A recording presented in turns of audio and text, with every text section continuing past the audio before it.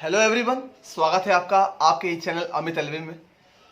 दोस्तों, जैसा कि अभी आप लोग एक दो दिन से सुन रहे हैं कि जो महाराष्ट्र में जो केस हुआ है कि जिस साधु को पीट पीट कर मार दिया गया, आज हम उसी केस के विषय में बात करेंगे। तो हमारा जो टॉपिक है वो है मॉब लिंचिंग। ठीक है, तो ये मॉब लिंचिंग किस में है? सबसे पहली बात कि ये जो टॉपिक है ये हमारा आता है भारतीय दंड संहिता में। ठीक है, अब पहले हम इसको समझने से पहले हम इसकी परिभाषा जान लेते हैं कि मॉब लिंचिंग होती क्या है, आखिर किस बला का नाम है, क्यों हमारे देश में ये मॉब लिंचिंग के मामले इतने जो बढ़ रहे हैं, आखिर इसका विस्तार क्या है, इसकी क्या जानकारी है, क्यों कह रहे हैं इसको और इसका वास्तविक अर्थ क्या है। तो देखिए, मॉब लिंचिंग जो है कि जब कोई भी भीड़ जब वो नियंत्रण से बाहर हो जाए, जब कोई भी भीड़ जो नियंत्रण से बाहर हो जाए और किसी झूठी अफवाह पर या किसी और अन्य कारण से किसी व्यक्ति की भले उसने अपराध किया हो या ना किया हो, या अफवाह के चक्कर में उस भीड़ ने उस व्यक्ति को मार मार कर उसकी हत्या कर दी हो, तो उसको मॉब लिंचिंग कहते हैं।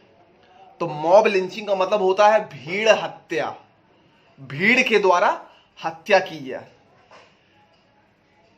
हमारे देश में भारतीय संविधान के अनुच्छेद 21 के अनुसार हर इंसान को जीने का अधिकार है।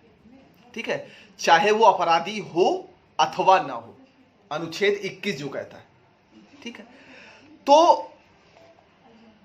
अब अगर हम बात करें कि मॉब लिंचिंग पर कोई सख्त कानून अभी तक नहीं बना, जिसके बारे में अक्सर हमारे केंद्र सरकारें, राज्य सरकारें इस बात पे डिस्कशन करती हैं, लेकिन आज तक कोई सख्त कानून नहीं बना।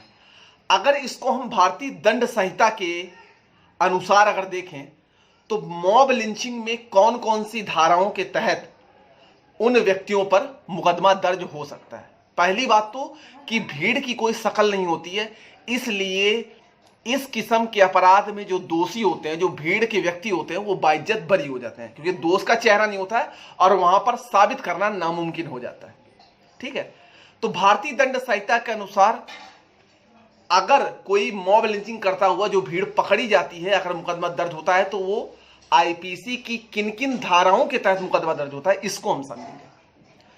तो इस टॉपिक में भारतीय दंड संहिता की धारा 34, 147, 148 और 149 के तहत कार्रवाई होती है, और आईपीसी की धारा 153A के तहत मुकदमा दर्ज होता है और कार्रवाई होती है। ठीक है, अब हम सबसे पहले समझेंगे कि जो मैंने बताया कि धारा 34, भारतीय दंड संहिता की धारा 34 क्या कहती है। तो 34 में क्या है कि सामान्य आशय से आवश्यक तत्व जितने भी हैं उस आपराधिक कार्य को घटित कर रहा हूं, मतलब वो भीड़ उस व्यक्ति को मार रही होनी चाहिए, वो अपराध घटित होना चाहिए। ठीक, अब बात आती है धारा 147 की। तो धारा 147 क्या कहता है?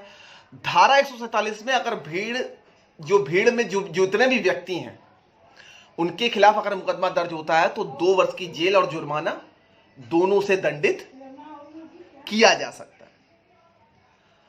अब इसमें जो आवश्यक तत्व है, धारा 148 क्या कहती है कि वो व्यक्ति किसी भी आयुध से सज्जित होने चाहिए, लाठी से, डंडे से, पिस्टल से होने चाहिए, जरूर सुसज्जित होने चाहिए, उनके हाथ में कोई ना कोई हथियार रहना चाहिए। 149 क्या कहती है कि विधि विरुद्ध जमाओ, विधि के अनुसार जमाओ, मतलब एक अफवाह किसी ने सुनी, किसी ग्रुप ने एक भीड़ लगाई कि हाँ फला फला व्यक्ति ने ऐसे किया और उसको वो मारने चले गए, भीड़ मार मार के उसकी हत्या कर दी।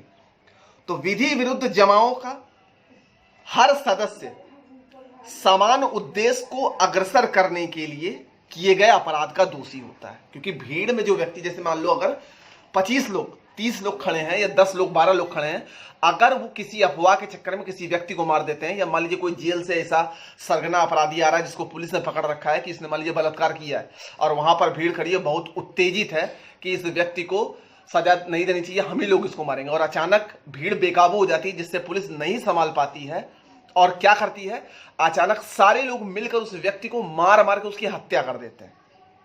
तो यहां पर ये सब मॉब लिंचिंग की प्रक्रिया चालू हो जाती है। और जब वो मर जाता है तो इसी में आईपीसी की धारा 300 के तहत हत्या का भी मुकदमा दर्ज होता है, जिसके लिए दंड दिया जाता है। तो आप मॉब लिंचिंग समझ गए, भीड़ के द्वारा किसी व्यक्ति की अफवाहों से या अन्य कारण से उसकी हत्या करना मॉब लिंचिंग कहलाता है।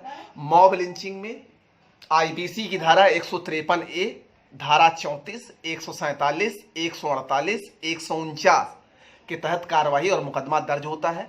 147 में इसके लिए 2 वर्ष की जेल और दंड है।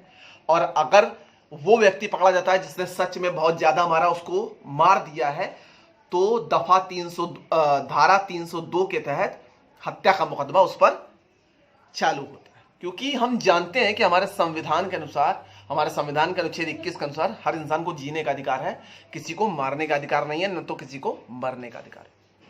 तो उम्मीद करता हूं कि आज के बाद आपको मॉब लिंचिंग के टॉपिक में कोई भी डाउट नहीं होगा। वीडियो पसंद आए तो उसको शेयर जरूर करिएगा, अच्छा लगे तो अपने दोस्तों में बताइएगा। हाँ, अगर आप लॉ के स्टूडेंट हैं या आप वकील हैं तो इस वीडियो को जरूर पूरा देखेंगे। ठीक है, तब तक के लिए धन्यवाद, अपना ख्याल रखिए। और कोई प्रॉब्लम हो तो कमेंट बॉक्स में कमेंट करिएगा। बाकी घर पे बने रहिए, लॉकडाउन के नियमों का पालन करिए, घर स्टे होम, स्टे सेफ और गरीबों की मदद करिए जितनी हो सके। तब तक के लिए धन्यवाद।